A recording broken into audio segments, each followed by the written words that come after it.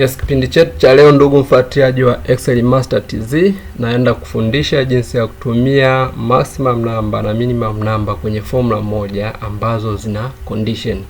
Kwa mfano ukiangalia formula yetu hapa inasema if F2 sawa na maximum F2 ratio F10 tuandike best result. Kwamba kama kwenye range yetu hapa ya F2 mpaka F10 maximum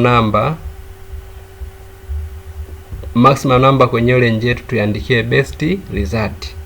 Lakini kwenye range yetu hiyo tukikutana na minimum number kwenye range yetu tuandikie worst result. Otherwise tuache nafasi. Yes, kwa mimi naenda kutumia hii formula hii kuja kutafuta maximum number na minimum number, then maximum number nipe best result na minimum number nipe worst result, then la sivyo niache tu nafasi. Kwa mimi nitasema hivi, nitasema sawa na if hii hapa ni sawa na maximum, sawa na maximum bracket, then nakuja kwenye range yangu hapo na click range yangu nafunga.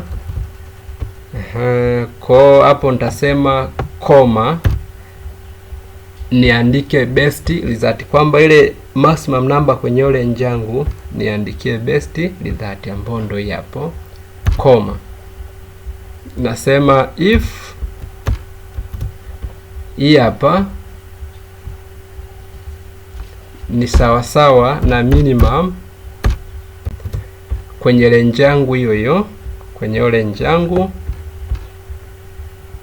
nafunga koma niandikie worst result koma, otherwise niache nafasi. Kwa nitaweka hizi kufungua na funga semi, hii hapo ndo maanisha nafasi.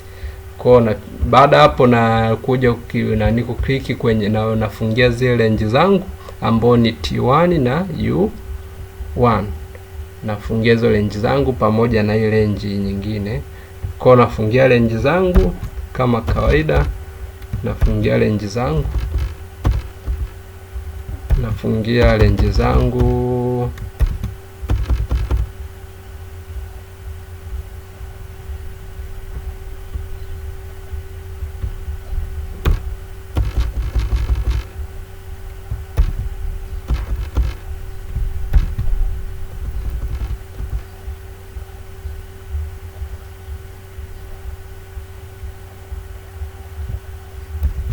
Yes, baada hapo napiga enter. Nikishapiga enter nikubalia kwamba nifanye hicho kitu. Kwa nakuja sasa na drag.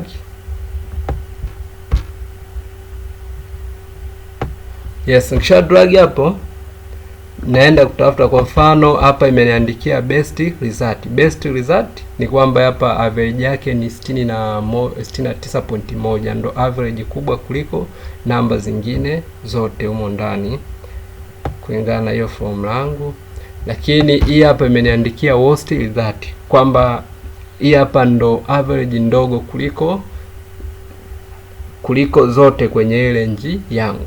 Lakini niliambia formula yangu kwamba kama namba hiyo iliyoko kwenye range sio minimum number na wala sio maximum number, iache nafasi.